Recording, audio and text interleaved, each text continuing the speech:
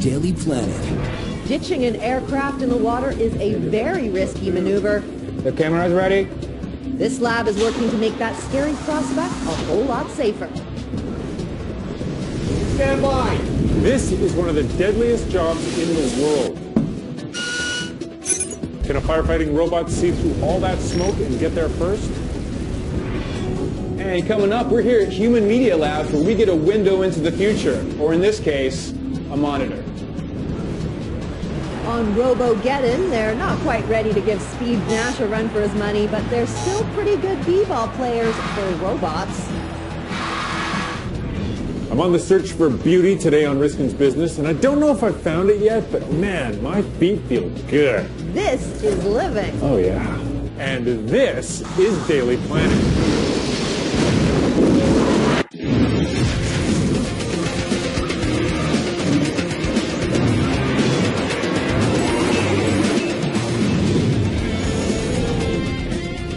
And welcome. So one team at Virginia Tech might be testing belly landings of planes, but we found another team working on something equally intriguing and very different. Very different. They're working on robots designed to go into burning buildings when the heat, the smoke, the steam, and the noxious gases are just too much for humans to cope with.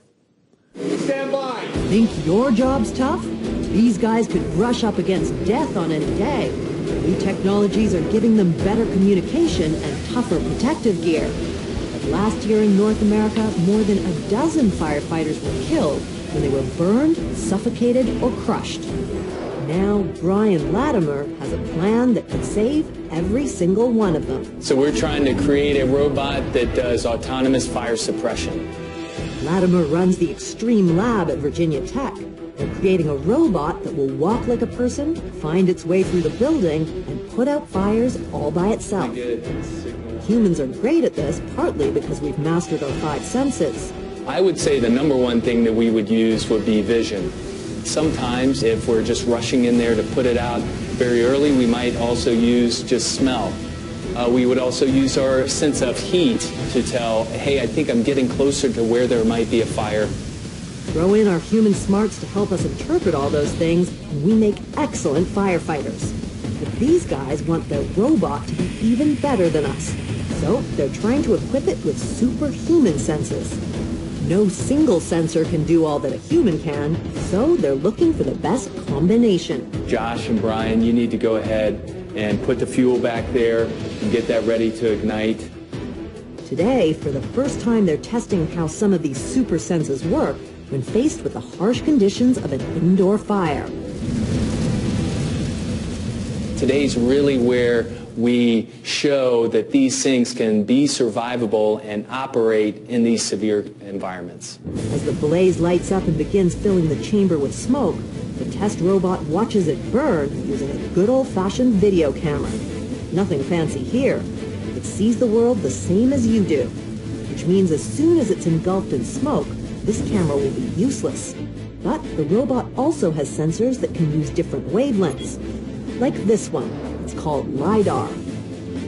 It shoots out laser pulses to create a 3D map of the world, which works well outdoors. They would like to use it to create a map of a burning building. But just like the video camera, it can't see through smoke. So they're turning to these guys. Bats use sonar to help them get around. And the engineers at Virginia Tech hope that means sonar will be able to help them see through smoke, too. When a robot goes into a room, it can be used to map out where the walls are. Basically, it sends a sound pulse out to a wall or an object, which bounces off and comes back. And if you know or can approximate the speed of sound, you can calculate what the distance is. Unfortunately, in a superheated environment, sound travels at a different speed, making the sonar too unreliable to use on the robot just yet. So, the next superhuman sense they're trying is infrared. It's a camera that sees heat instead of light, perfect for finding a fire, but they still need to solve one big problem. A lot of these sensors, we might have them in a two-dimensional space, but we need depth, or we need it to scan over the entire area. And so design of those sensors is really challenging. The team has come up with a nifty little hack. By adding a second infrared camera, they can change that temperature information into a 3D pattern. With one infrared camera, all you get is an image. So you don't know if that's a really big fire close up or a really small fire far away. With the second camera, it mimics how human eyes see death. Then it converts that to a color.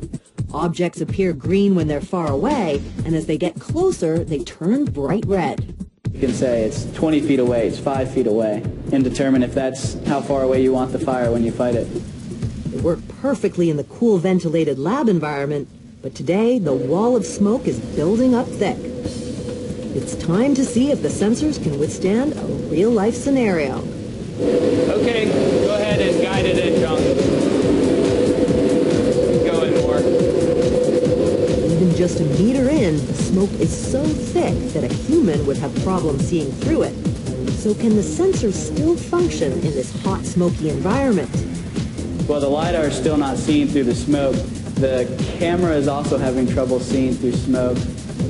So the LiDAR becomes useless, and here's what the regular camera sees.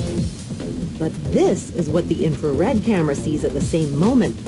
As if by magic, the impenetrable layer of smoke has disappeared, and their two-camera hack maps the distance to the fire flawlessly. Yeah, nice. Clearly, this dirty metal guy isn't going to rush into a burning building anytime There's some soon. buildup on the LiDAR. But by the end of next year, they plan to add new sensors and give it legs, a firefighting brain, and teach it how to carry a fire hose. Soon, it may not just wheel along beside its human counterparts, but leap right over us. And coming up, we're here at Human Media Labs.